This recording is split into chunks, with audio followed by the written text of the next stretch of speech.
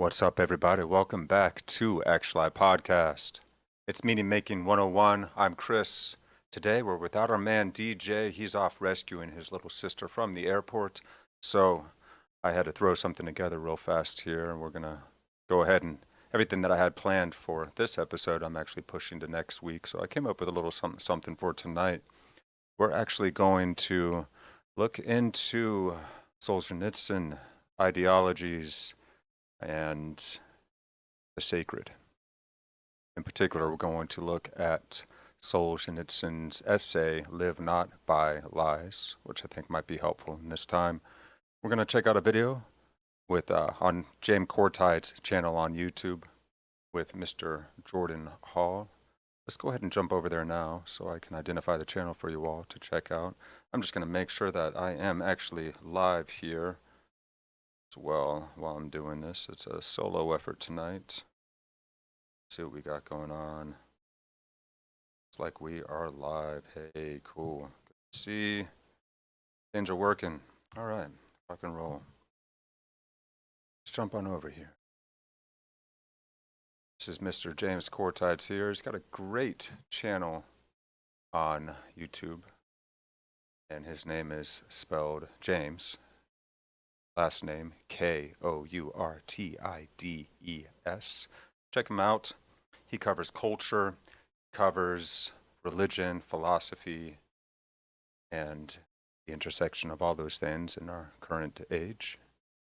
Here he's having on guest Jordan Hall, which is a really interesting figure. If you're familiar with John Vervaeke and his work, you might have seen Jordan and John in conversations on John's channel and as well as on Jordan's channel.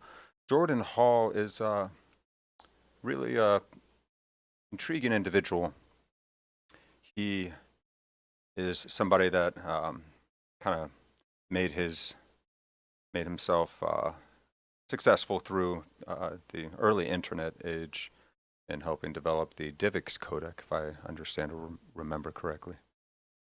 He's gone on to be quite the philosopher, and he's in partnership with a gentleman named Daniel Schmachtenberger at the, the Center for Humane Technology. I believe that he's in partnership with that one. I know Daniel helps run that channel or that website. Anyways, before I get too deep into the nitty-gritty, let's go ahead and just jump on in and see what these gentlemen have to say. Yeah, no, excellent. And I'm glad you brought up this idea of ideology because in reading that Schmiemann book that I know that you've been reading through, he identifies secularism. He gives a kind of a blatant definition that secularism is a negation of worship. And it makes me think of, when can we see that beginning of secularism, and what does that mean, a negation of worship? Because it's not an effacement of worship, it's not a disbelief in God, it's a very specific thing, a negation of worship. And it had this picture in my head of it leaving a vacuum when this happened, and in my head it comes to like the idea of Descartes, which I think therefore I am, which really inaugurated the subject object divide. And I see that rift between subject and object as a vacuum being the negation of worship, right? In that, before that happened, we were really orienting ourselves and our identity as embedded within a community, within a people, where it was really something new, where this cleavage happened between subject and object, and then subject and other. And then because of this distinction, we've had this beautiful way of organizing our world scientifically and inaugurating, technologies and modernizing, really instantiating modernity. But I think it's that the negation of worship and secularism that really stuck with me. And it's something like, and I wrote this down, is that, right worship is an immunization from ideology. And that rift of the negation of worship brought in this possibility, a probability of turning things into ideologies, because worship doesn't go away, it's been negated. So there's a felt absence there, and there's an inclination to not consciously fill that felt absence with the ideological capture, in a sense. So maybe you can see if that tracks a little bit and talk maybe of the idea of of worship and ideology, where right worship can immunize one from becoming ideologically captured. Yeah, well, you remember there's no reason why you'd remember this. A little while back, yeah, maybe about 3 weeks or a month ago, I tweeted that relationship was the opposite of ideology. Mm-hmm. And I think this is saying the same thing. And worship here is a very particular quality relationship.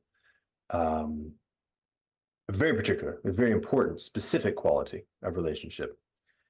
The characteristic of what is the right relationship between a created finite being and the infinite creator. Worship, that's the name we give to what would be the right relationship between. And maybe grace would be the opposite, but that's just plain. And so by severing that, negating, right? Negating is right, sever, negate.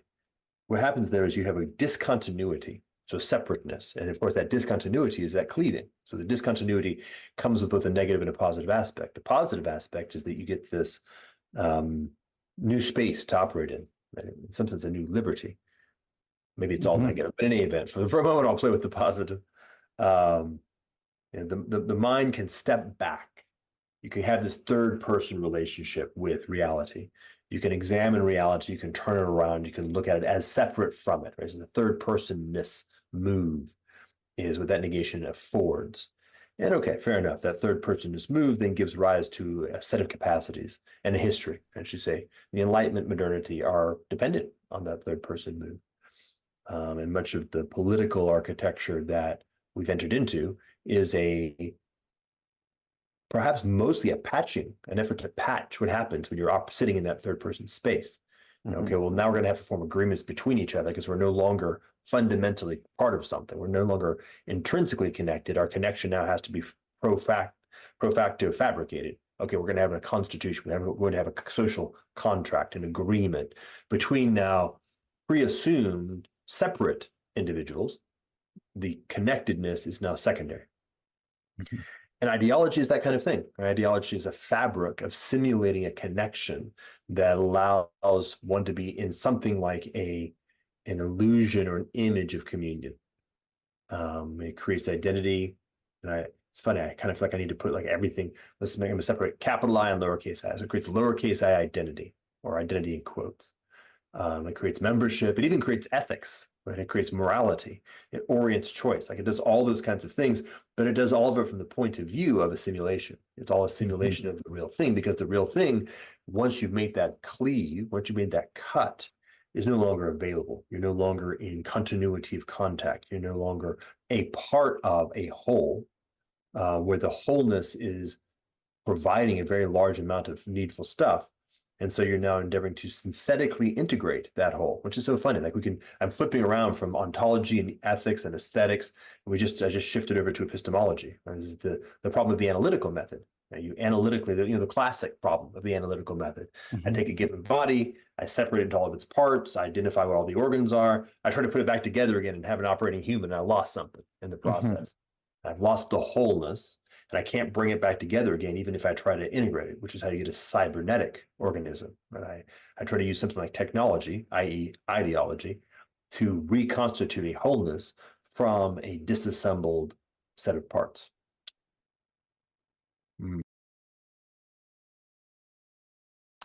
Okay, that's a lot. This is a great conversation. If you look on James Kourtides' channel and just look up Jordan Hall, you'll find it. Really like how Jordan spoke on orienting through a worshipful relationship. I'm taking this as with a sense of the sacred. When we are no longer doing this and we are substituting ideology to take its place, we lose that sense of interconnection that we have with everything and everyone around us. So he states that relationship is the opposite of ideology. We can become captured by ideologies, ideologically possessed. When we are not in a deep relationship, a sort of communion type of relationship with a sense of a transcendent source that weaves everything together that we experience, and to do so in fellowship with others, with our community. Once we lose that connection with a sense of the sacred as individuals in a community and fellowship, we become subject to ideological possession. And we can become so certain that we cannot hear the other side, even if some of their ideas or arguments have merit. And we begin to other one another. And the more that we do that, the more we are willing to actually enact violence against one another in order to sustain our preferred view of the world. We begin to demonize and dehumanize one another.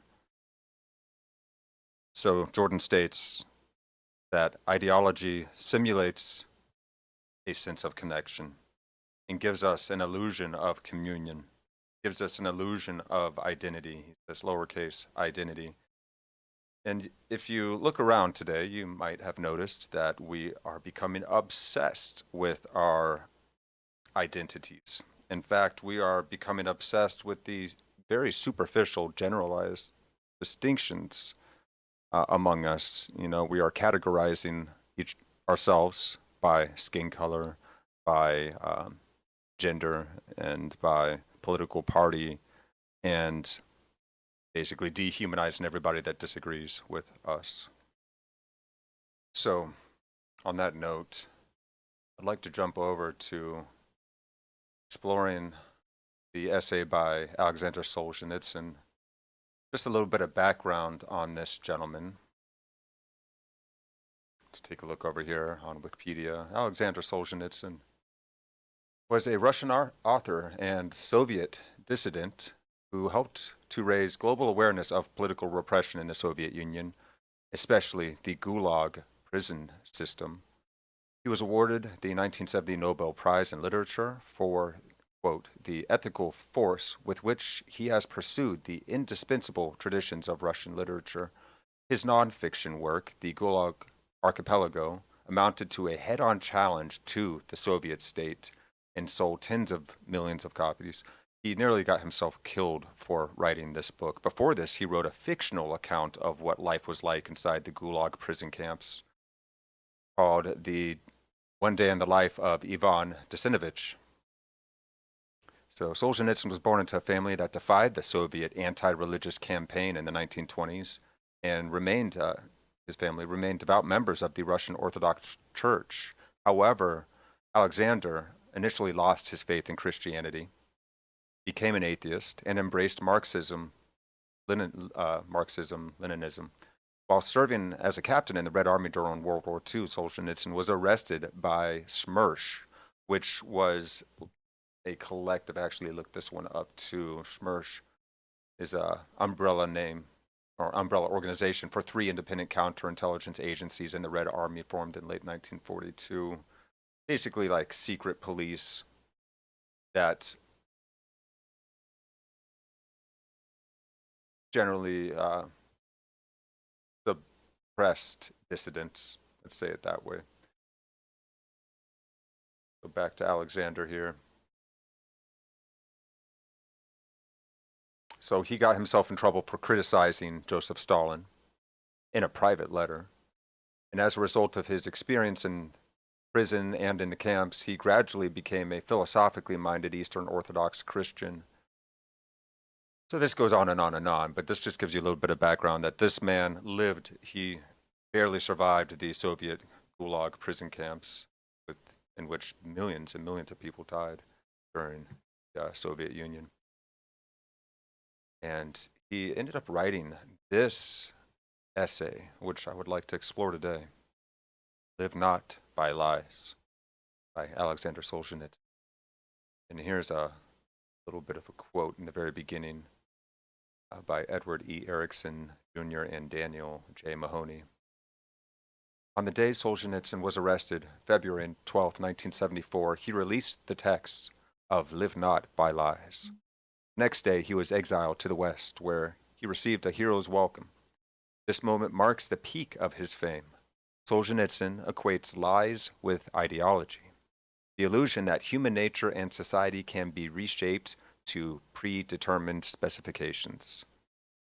This idea that we can change the world by changing the outer, by attacking symptoms rather than treating the root, which of course would be within each one of us. We can just make more laws, and we can push these people out of the conversation. We can cancel these people, we can enforce this thing and do this and that. Of course, this always fails.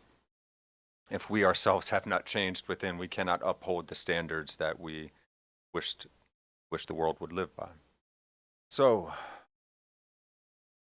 Solzhenitsyn equates lies with ideology, the illusion that human nature and society can be reshaped to predetermined specifications. In his last word before leaving his homeland, he urges Soviet citizens as individuals to refrain from cooperating with the regime's lies. Even the most timid can take this least demanding step towards spiritual independence. If many march together on this path of passive resistance, the whole inhuman system will totter and collapse. So here's Solzhenitsyn's words now.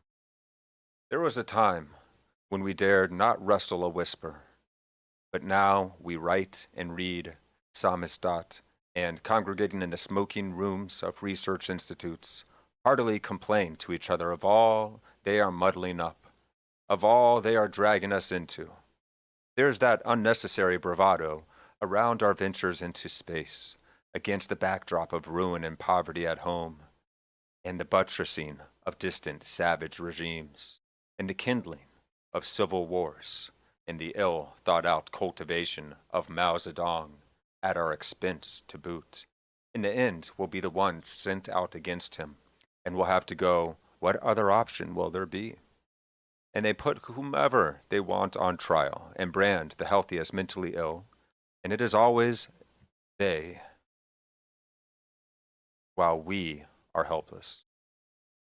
We are approaching the brink. Already a universal spiritual demise is upon us. A physical one is about to flare up and engulf us and our children, while we continue to smile sheepishly and babble. But what can we do to stop it? We haven't the strength. We have so hopelessly conceded our humanity that the modest handouts of today, we are ready to surrender up all principles. Let me say that again. We have so hopelessly ceded our humanity that for the modest handouts of today, we are ready to surrender up all principles, our soul, all the labors of our ancestors, all the prospects of our descendants, anything to avoid disrupting our meager existence. We have lost our strength, our pride, our passion. We do not even fear a common nuclear death. Do not fear a third world war. Perhaps we'll hide away in some crevice. But fear only to take a civic stance. Strange, right? We hope only not to stray from the herd, not to set out on our own, and risk suddenly having to make do without the white bread, the hot water heater, a Moscow residency permit. The danger of standing up against Marxism during the Soviet Union was so intense for people that they feared being ostracized and not accepted into the group more than they actually feared, like he's saying here, common nuclear death or third world war. We have internalized well the lessons drummed into us by the state. We are forever content and comfortable with its premise. We cannot escape the environment, the social conditions. They shape us. Being determines consciousness. What have we to do with this? We can do nothing. But we can do everything, even if we comfort and lie to ourselves that this is not so. It is not they who are guilty of everything, but we ourselves, only we. So here, Solzhenitsyn is taking personal responsibility for what happened in the Gulag prison camps of the Soviet Union regime. Some will counter, but really there is nothing to be done. Our mouths are gagged. No one listens to us. No one asks us. How can we make them listen to us? To make them reconsider is impossible. The natural thing would be simply not to re-elect them, but there are no re-elections in our country. In the West, they have strikes, protest marches, but we are too cowed, too scared. How does one just give up one's job and just go out into the street? All the other fateful means resorted to over the last century of Russia's bitter history are even less fitting for us today. True, let's not fall back on them. Today, when all the axes have hewn what they hacked, when all that was sown has borne fruit, we can see how lost, how drugged were those conceited youths who sought, through terror, bloody uprising, and civil war, to make the country just and content. No, thank you, fathers of enlightenment. We now know that the vileness of the means begets the vileness of the result. Let our hands be clean. So has the circle closed. So is there indeed no way out. So the only thing left to do is wait inertly. What if something just happens by itself? But it will never come unstuck by itself. If we all, every day, continue to acknowledge, glorify, and strengthen it, if we do not, at the least, recoil from its most vulnerable point, from lies. When violence bursts into the peaceful human condition, its face is flushed with self-assurance. It displays on its banner and proclaims, "I am violence. Make way, step aside, I will crush you." But violence ages swiftly. A few years pass, and it is no longer sure of itself. To prop itself up, to appear decent, it will without fail call forth its ally, lies. For violence has nothing to cover itself with but lies, and lies can only persist through violence. And it is not every day and not on every shoulder that violence brings down its heavy hand. It demands of us only a submission to lies, a daily participation in deceit. And this suffices as our fealty. And therein we find, neglected by us, the simplest, the most accessible key to our liberation, a personal non-participation in lies. Even if all is covered by lies, even if all is under their rule, let us resist in the smallest way. Let their rule hold not through me. And this is the way to break out of the imaginary encirclement of our inertness, the easiest way for us and the most devastating for the lies. For when people renounce lies, lies simply cease to exist. Like parasites, they can only survive when attached to a person. We are not called upon to step out onto the square and shout out the truth, to say out loud what we think. This is scary. We are not ready. But let us at least refuse to say what we do not think.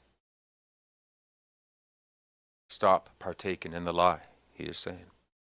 This is the way, then, the easiest and most accessible for us given our deep-seated organic cowardice. Much easier than, it's scary even to utter the words, civil disobedience a la Gandhi.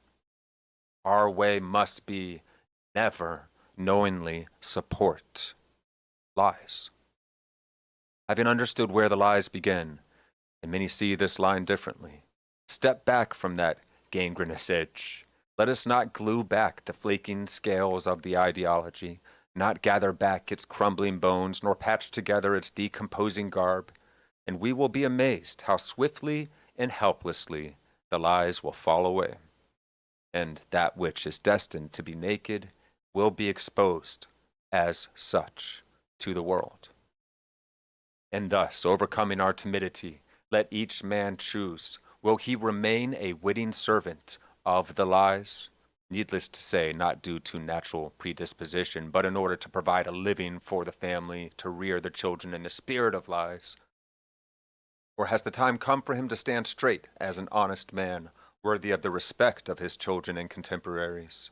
And from that day onward he will not write, sign, nor publish in any way a single line distorting, so far as he can see, the truth.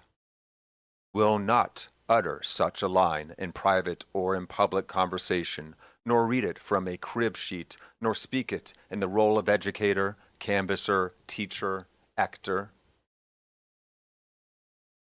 We will no longer, will not in painting, sculpture, photograph, technology, or music depict, support, or broadcast a single false thought, a single distortion of the truth as he discerns it, will not cite in writing or in speech a single guiding quote for gratification, insurance for his success at work, unless he fully shares the cited thought and believes that it fits the context precisely. We won't lie to protect ourselves. Will not be forced to a demonstration or a rally if it runs counter to his desire and his will. Will not take up and raise a banner or slogan in which he does not fully believe. If there's something wrong with it, don't support it. Will not raise a hand and vote for a proposal which he does not sincerely support. Will not vote openly or in secret ballot for a candidate whom he deems dubious or unworthy. Will not be impelled to a meeting where a forced and distorted discussion is expected to take place. Will at once walk out from a session, meeting, lecture, play, or film as soon as he hears the speaker utter a lie, ideological drivel, or shameless propaganda. Will not subscribe to nor buy in retail a newspaper or journal that distorts or hides the underlying facts. CNN, MSNBC, so on and so forth. This is by no means an exhaustive list of the possible and necessary ways of evading lies, but he who begins to cleanse himself will, with a cleansed eye, easily discern yet other opportunities. Y'all remember when our major media channels were all in concert after 9/11, showing us the same clips of the planes flying into the buildings dozens of times a day at every commercial break with blockbuster music in the background, the sounds of explosions, graphics of the U.S. map with target reticules on top of it? How about how they all concertedly lied us into the war in Iraq, when so many of us already knew that that war was based on lies? How many of our senators in Congress actually voted for that war, knowing full well that they were supporting a lie as well? Because I knew before the war began in 2003, I remember having discovered that there were no weapons of mass destruction and that Iraq had nothing to do with 9/11 anyway, so what were we even going to war for?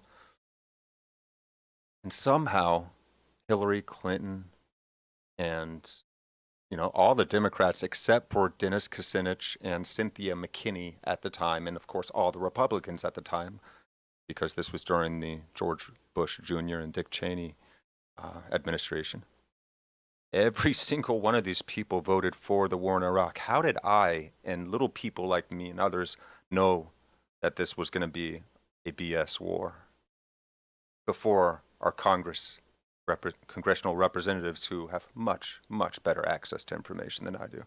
Of course, 7 years later, people started to wake up to the reality, and both Republicans and Democrats began to speak out against the war.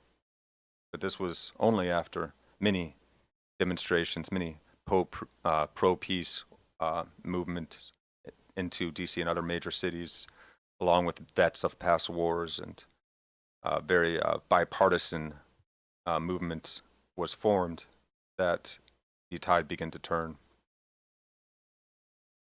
Let's get back to this now.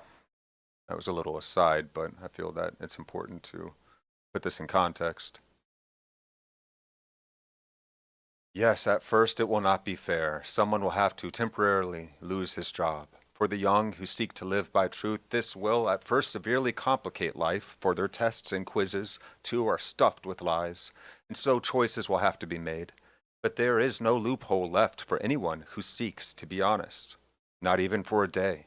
Not even in the safest technical occupations can he avoid even a single one of the listed choices to be made in favor of either truth or lies. In favor of spiritual independence or spiritual servility. And as for him who lacks the courage to defend even his own soul, Let him not brag of his progressive views, boast of his status as an academia, somebody in academia, or a recognized artist, a distinguished citizen or general. Let him say to himself plainly, I am cattle. I am a coward. I seek only warmth and to eat my fill. Might as well be honest about it, right? For us who have grown staid over time, even this most moderate path of resistance will not be easy to set out upon. But how much easier is it than self-immolation or even a hunger strike? Good point. Flames will not engulf your body, your eyes will not pop out from heat, and your family will always have at least a piece of black bread to wash down with a glass of clear water. Betrayed and deceived by us. Did not a great European people, the Czechs, show us how one can stand down the tanks with bared chest alone, as long as inside it beats a worthy heart? It will not be an easy path, perhaps, but it is the easiest among those that lie before us. Not an easy choice for the body, but the only one for the soul. Not an easy path, but then we already have among us people, dozens even, who have, for years, abided by all these rules, who live by the truth. And so, we need not be the first to set out on this path. Ours is but to join.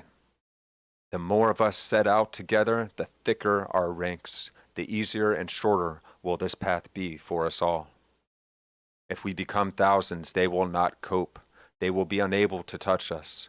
If we will grow to tens of thousands, we will not recognize our country.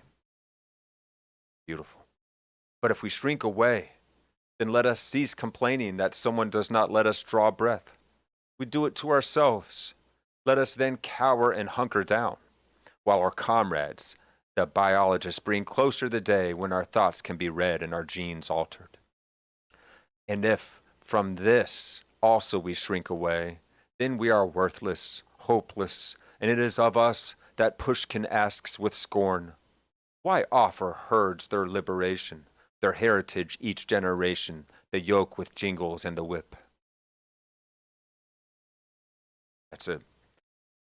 Ooh, man. Okay, that is intense. Solzhenitsyn has quite a way with words, and if you guys are looking for one of the most profound reads of your life, you should look up One Day in the Life of Ivan Desinovich. If you really want to get into some heavy reading, that is just utterly heartbreaking and deeply traumatic and disturbing to read, then you can actually read the Gulag Archipelago, which is a factual account of all that went on during those years under the Soviet Union, and the gulags were initiated. It's hard to say which was worse, the Nazi prison camps or the gulags. They were each evil and horrific in their own ways. Of course, Marxism went on to spread around the world into many countries, and tens of millions of people died in the Soviet Union, tens of millions more died in China under Mao Zedong. These are things that many people avoid talking about or are not even aware of nowadays. We have done a great job of condemning the Nazis and their activities in the 20th century, but we have not done so well with communism, with Marxism.